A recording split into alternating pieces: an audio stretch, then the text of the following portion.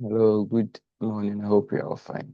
All right, so let's move quickly to the money supply version of the monetary theory class. All right, so here we are going to talk about how the central bank actually supply money, right? Because we know that the supplying of money is only done by the central bank, right? So in this session, we are going to discuss more about it. So now, our learning objective for this particular session is to investigate the nature of money supply and its determinants, and also the element of money stock determination and the source of change. Then we should able to analyze them. We should also be able to analyze the sources of change in money supply. So when we talk about money supply, what we actually think or what we're actually talking about is M1, which is the currencies, like the normal currency we have in circulation, and then the demand deposit, because for them, they can be cashed out anytime. So anything that is of liquid, right, is actually liquid, is what we term as the M1 here. That's the M1 that we are talking about here. So our model of how the money supply is determined include three factors, right? So money supply is determined based on three factors. The central bank supplying the money to the banking system. The banking is also giving it to the bank republic, right? The non-bank republic, sorry, which are the individual, the normal businesses and the like. So the central bank is one, the banking system is one, and then the non-bank republic is also one. So we can link the monetary base to money supply by money supply is equal to currency in circulation and demand deposits, where the monetary base is also equal to the currency in circulation and the reserves, right? So if we establish a relationship between reserves and demand deposits, we can link the monetary base with money supply. Now, as we establish that the monetary base is what?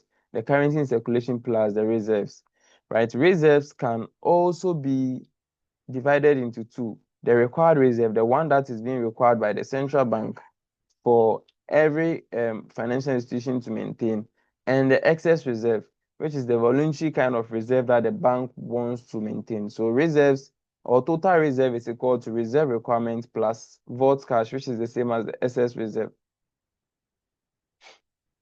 Now,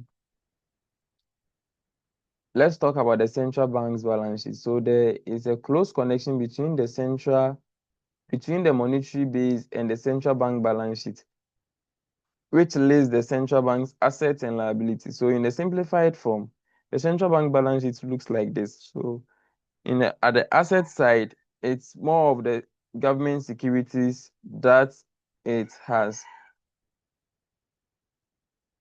purchased, right? And then we also have the discount loan that has been given to the financial institutions. Then reserves will be a liability. So if the financial institution gives reserves to the central bank to hold, it becomes a liability to the central bank because the central bank has to give it back to them in the near future. You get it? And the currency in circulation as well becomes the liability for the central bank as well. So how the central bank changes the monetary base? So the central bank changes the monetary base through increasing and decreasing the monetary base. The central bank increases or decreases the monetary base by changing the levels of its assets. So it can either increase the assets or reduce the assets to change the monetary base. Now, how the central bank does this is through open market operation, discount rates, and then reserve requirements. So in our previous sessions, we spoke about this where we were like, we even drew a curve for it that if the open market operation is to purchase, if the central bank normally does open market operation to purchase shares, what it means is that it's what increasing the monetary base because it's putting more money into the system. But if he's actually selling, he's taking money out of the system. So this the open market operation is actually what we are more going to focus. That's what we are going to focus more in this session because that's what the central bank normally does most, right?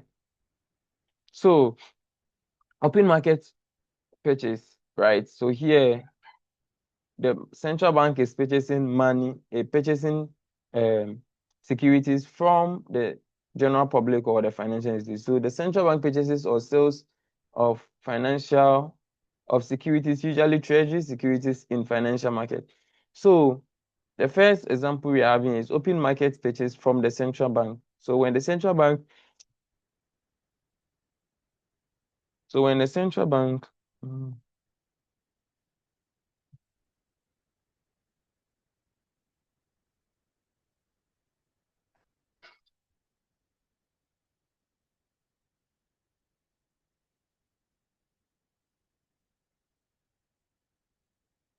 sorry, I didn't share the screen initially. Oh, yes, no.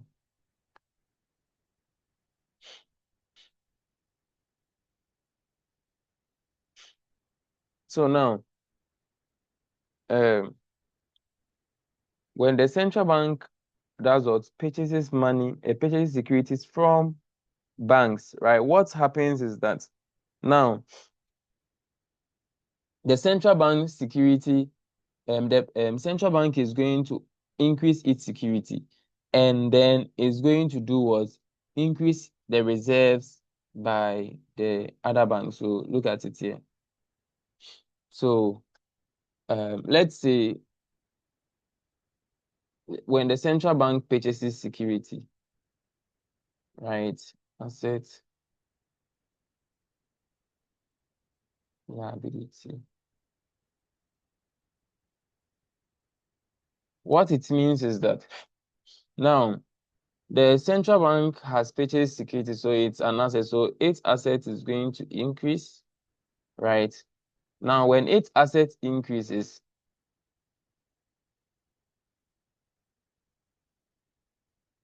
let's look at what will happen to the banks as well.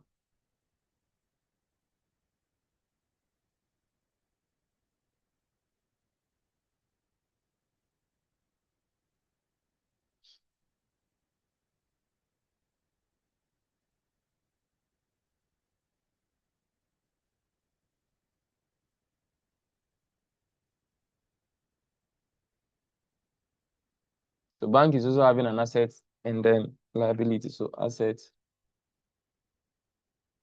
and then liability, right? So what will happen is that now the security side of the banks is going to increase because they've sold that security to the government. So their security is going to fall.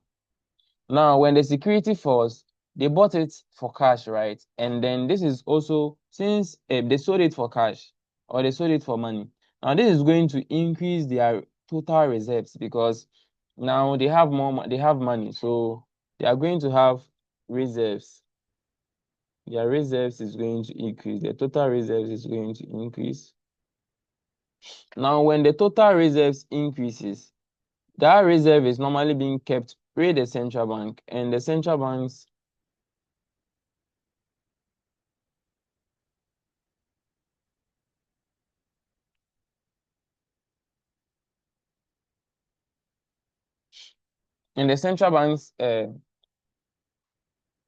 liability is also going to increase because that reserve will come to them, and then this will also, so reserves will come in.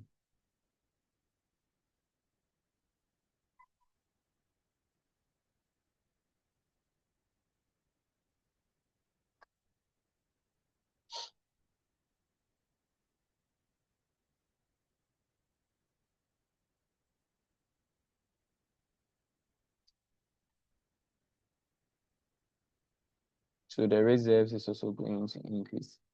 You get it? So the reserves is being kept with the central bank,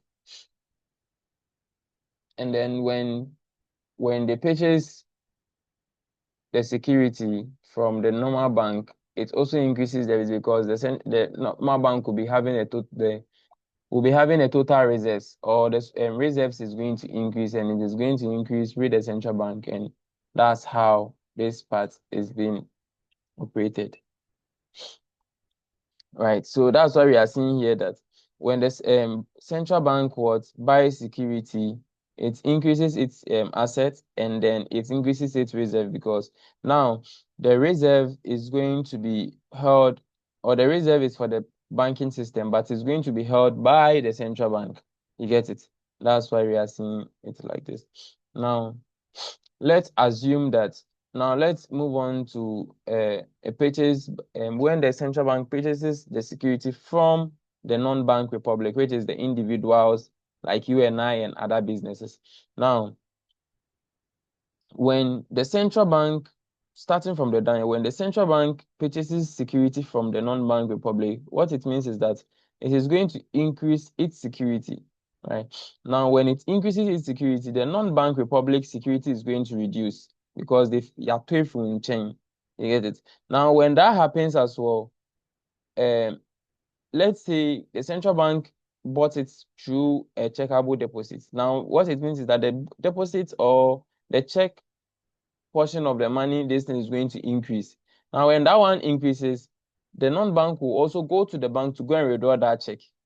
Right now, when the non-bank goes to the bank to withdraw that check, the banking system will give that money to the non-bank republic, and then now it will let the non-bank republic having sorry, this is technical kaka. So now, when the bank is being given to the banking system, and they also give money to the non-bank republic, now what it means is that when a check is being deposited to the banking system, now the banking system is also having money now.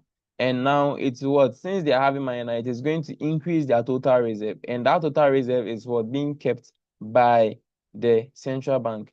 So that's why it goes like this. The security is being purchased from the non-bank republic, and then now it's being purchased with check. Now that check will be deposited in the banking system, and then the banking system will be having a total reserves of that 100 million. That total reserve is being kept by the central bank, and that's how it moves like that. Now, let's assume that there is no banking system, but the household and business decide to cash. Let's assume that they decide to cash the central bank's check and hold the proceeds. So at the previous one, they went to deposit it. Now let's assume that they just want they cash it out instead of holding or depositing it.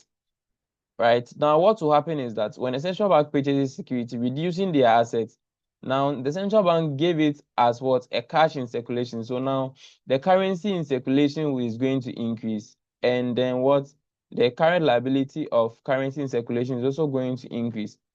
You get it? Now, let's say there is a shift in deposit into the currency. Now, after they taking the currency, they are going to deposit, right? Now, when that happens, when they deposit the currency, it's actually going to increase they are going to have a checkable deposit as well. Now that one will also reduce reserve requirement, and then now the currency in circulation is going to increase. Now this is also going to reduce the reserve, right? So what basically is happening here is that the currency has been changed into a checkable deposit, right? So that is also going to happen like that. Now, let's move to discount rate changes. Now, discount loan is a loan that is made by the central bank, typically to a commercial bank, right? So the discount loan alters the bank reserve and causes a change in the monetary base. Now, interest rate that the central bank charges on discount loan is called a discount rate. We can draw a T account for both the banking and the central bank system. So any loan that is that the central bank gives to the commercial banks is the discount loan. Now, drawing the T account like this, right? Let's assume that the central bank gives loan to the banking system. Now look at it. When the central bank gives a loan to the banking system, because the banking system is going to pay the loan back, the loan becomes an asset to the central bank, right? And then now that loan becomes what? A liability to the banking system. Now this thing will increase their total reserve requirements or their total reserve to what? That particular amount that they took as loan. And that reserve is also being kept with the central bank. So you get it? It goes around like that, like that, like that. As a result of the central bank making 100 million Ghana cedis of discount loan, bank reserve and the monetary base is increased by 100 million Ghana cedi.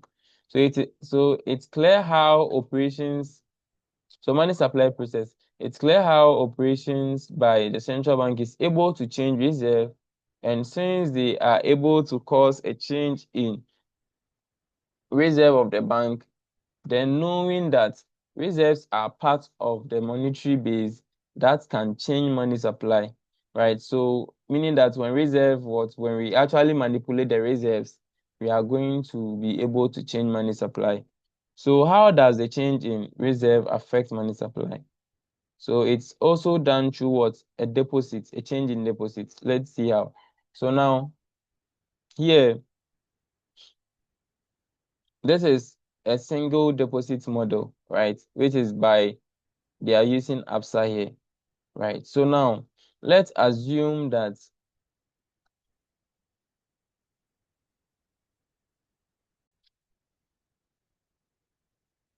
so here when the central bank buy security from the normal bank, from, like, for example, we are seeing here as ABSA, what will happen is that their security is going to reduce here.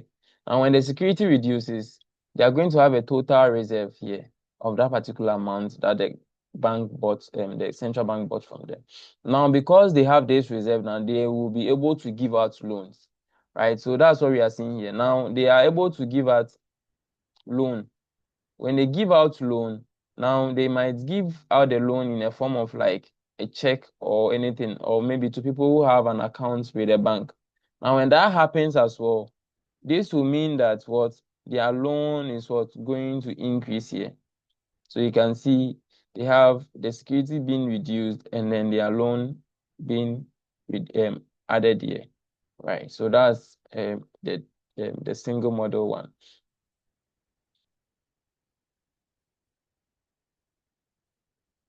Now, let's just assume that it is from not the single bank, but like multiple bank, as we are seeing Standard Chartered and then Fidelity. Now, when this one happens, when they have the reserve kind of, they have the total reserve here, and their total checkable listing is also here as well, right? Now, what will happen is that if the loan is being given to someone who have a Standard Chartered account and it is deposited into the person's account, what it means is that they are being able to what? If someone have this kind of money of 100 million, let's say the reserve requirement is 10%, right? What it means is that they will have what? 90 million to what? To 90 million amount to do or to loan out. Now, when that happens, they still have what? A reserve of what? 90 million. Now, let's assume that the person also took the 90 million and deposited it into Fidelity. Now, the Fidelity reserve is going to be what? 90 million now. Now, when that happens as well, the person's Fidelity account is what? The Fidelity is going to have 90 million in that money. And then when another person comes to what? Take a loan from Fidelity, he can what? Get, because the reserve requirement is 10%, right? Meaning 9 million is for the requirement.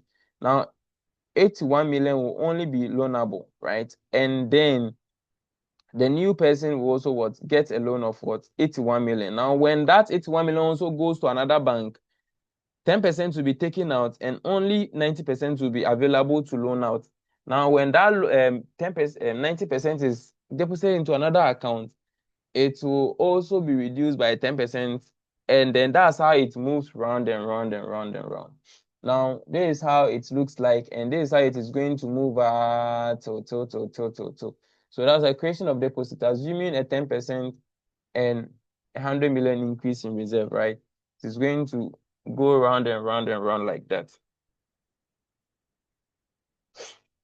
So now, deriving the formula for multiple deposit creation, assuming banks do not hold excess reserve, but they hold only the reserve requirement, then reserve requirement is equal to total reserve. Now, because if they don't have any, because total reserve is what? Excess reserve plus required reserve. Now, if let's say they don't have any excess reserve, then their required reserve is equal to their total reserve. Now, required reserve ratio times the total amount of checkable deposits, we are going to get this substitution here. So if we actually multiply our required reserve ratio by our deposit, we get our what? Our reserve requirements, right? So any ratio that you get times the deposit, you are going to get your reserve requirement. So if any, this thing, yeah.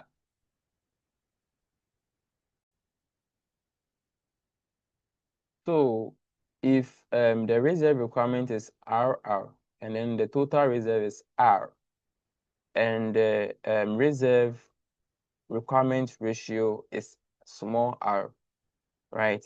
When we multiply it by the total deposit, we are going to get the total reserves, right? Now, let me go to the board and then.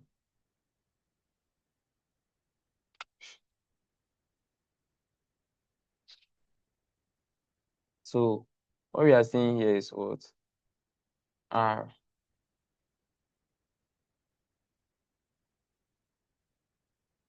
R is equal to the ratio times the deposit. Right. If we want to make D the subject, what will happen is that D will be equal to R over R, right? But if we want to make R to stand alone,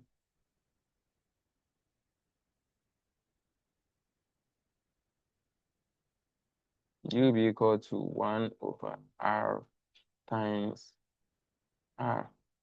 Now, what we want to do now is to find the change, right? So we can take the change of both sides. Change in demand is equal to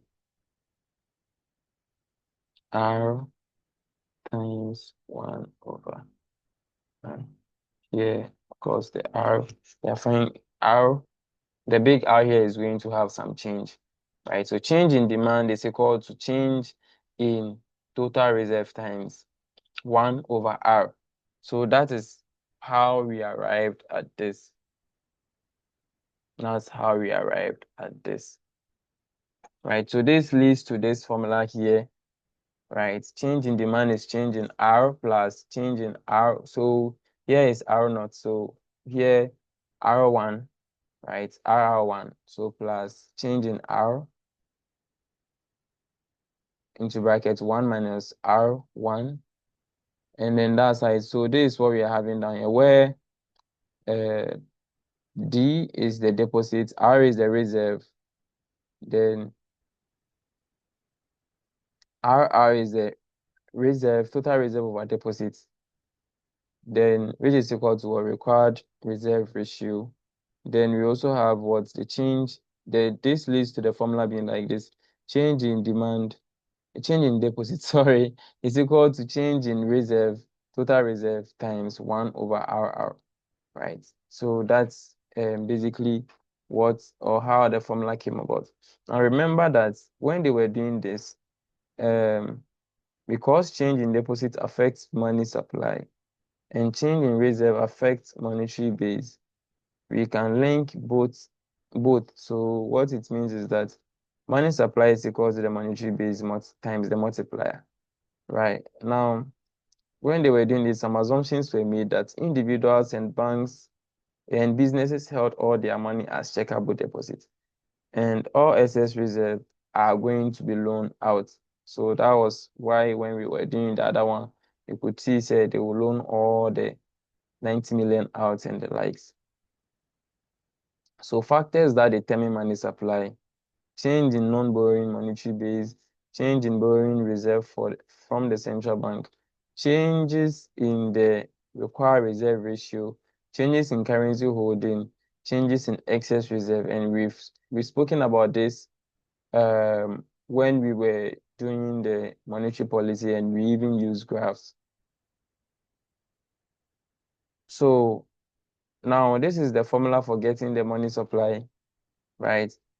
So currency deposit ratio plus 1, all divided by currency deposit ratio plus the required reserve ratio plus the excess reserve deposit ratio, all times the monetary base, is what's going to give us the M.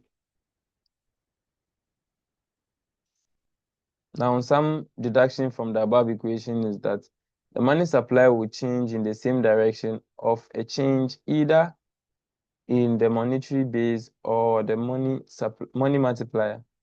So an increase in the currency deposit ratio causes the value of the money multiplier and the money supply to decline. Now, an increase in the reserve required ratio, which is RRD, causes the value of the money multiplier and the money supply to decline. And then an increase in the excess reserve to deposit ratio causes the value of the money multiplier and the money supply to decline. Now, there is some research that was done based on this, and when you get them, you can read it. Now, let's talk about the LM curve and the monetary market, right? So the money market equilibrium. So LM curve is basically the liquidity preference of money. So more like how people hold money, right? So the liquidity preference of money and the money supply, right? So the demand for money is the demand for real money. So this is the demand for the most liquid form of money rather than other interest-bearing assets. The demand for money refers to the quantity of money individuals want to hold for transaction and other purposes, right? So there are two sources of demand for money.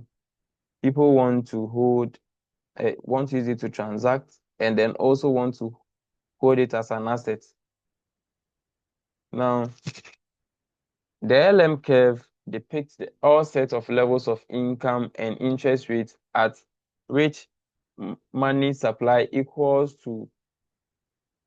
money in demand. So the LM curve slopes upward because high levels of income GDP induce increased demand to hold money balances, right? And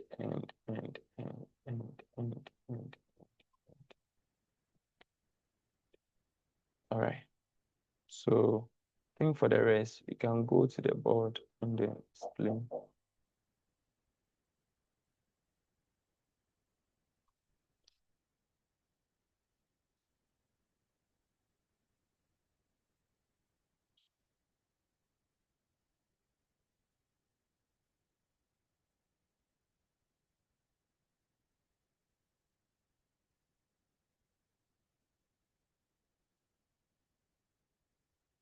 So when deriving the LM curve, what we think about is more like this. So the LM curve is actually trying to show that there is a positive relationship between real expenditure and the interest rate, right? So now let's have this curve here.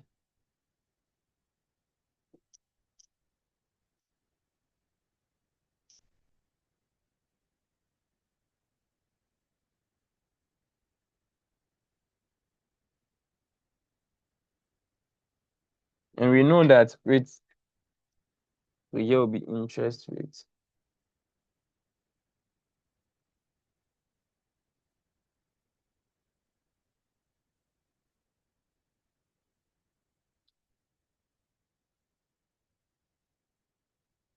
And then here will be quantity of money.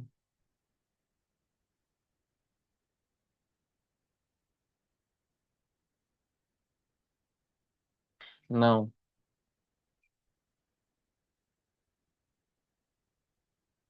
this is the money supply.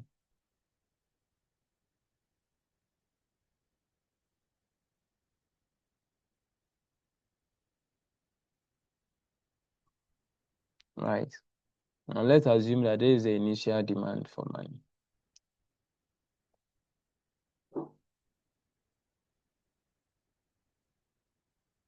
And MD is as a result of what? Money demand will be as a result of your income. When your income increases, you look for more money, and when price also increases, you demand more money, right?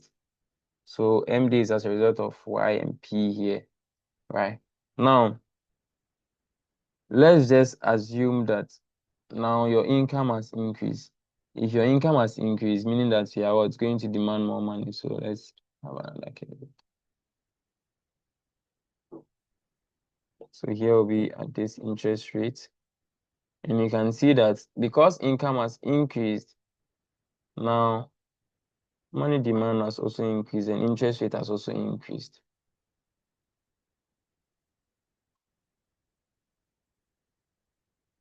So interest rate has increased to R1. Now let's assume that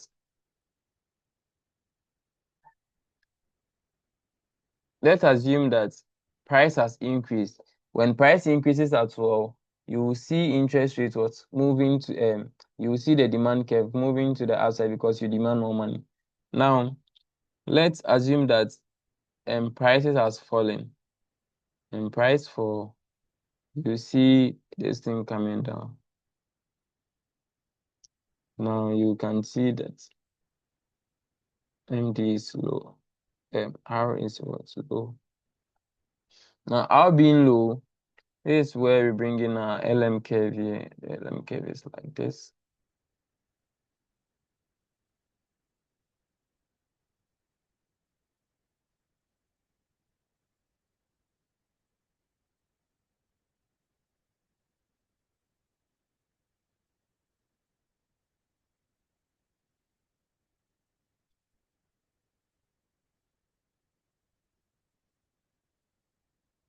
And the LM curve automatically slopes upwards. Now, this is it if we are to trace from what we drew down here, from the left hand side to this one.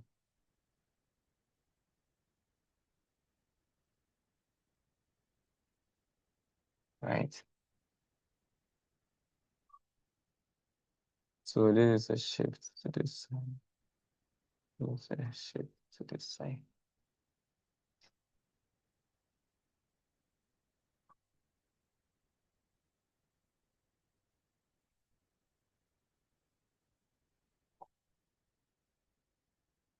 At the same interest rate. So you could see that when the interest rate went up, you could see that our real GDP has also increased. But when the interest rates came down, our real GDP has increased, decreased. You get it? So now what we are going to think about is the opportunity cost of holding money as well.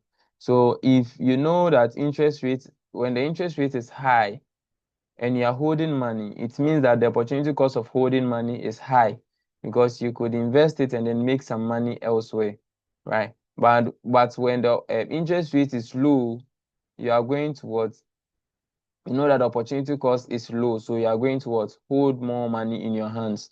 So if the interest rate is high, you are going to hold less money because you would want to invest somewhere and then make some extra returns on it, right? So we can actually bring in what actually shifts this LM curve. So this LM curve can either shift to the right or to the left, depending on some situations, right? So now the most of the things that can shift LM curve is the money supply and the price. So we have the money supply can change to this side, and then this thing will change. You can see that now here is going to change here, this is going to change here, and this is going to change here, right? Now that's it for that side. So we have the LM equation.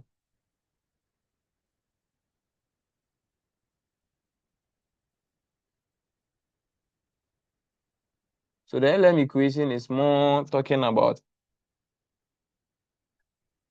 what influences the equation shift. And then we have, as I said earlier, we have the money supply and then price. Now, when money supply increases, what it means is that the LM curve is going to shift to the right. So meaning that the LM equation is going to be high.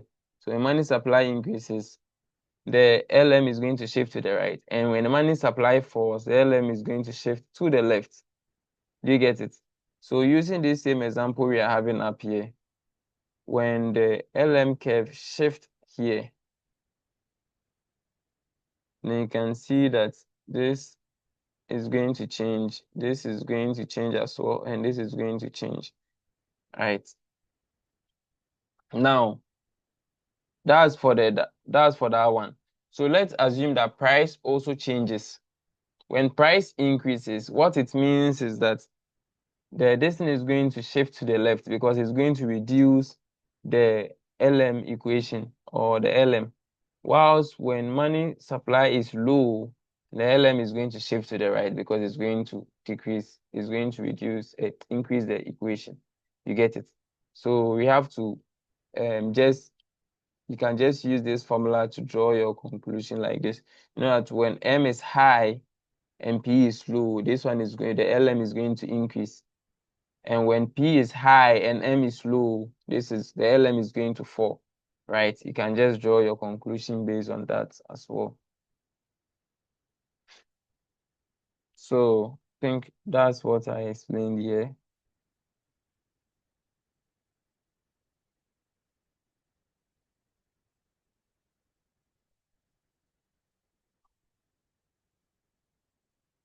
So when you get the slide, you can read it and get more understanding.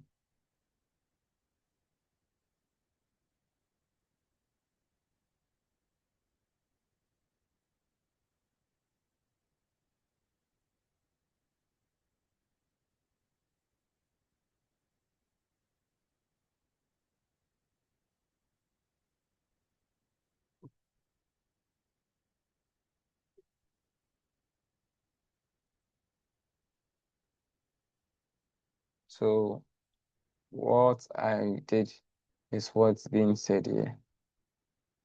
So I think this is where we end for the other one. When I get time as well, we'll be doing this and then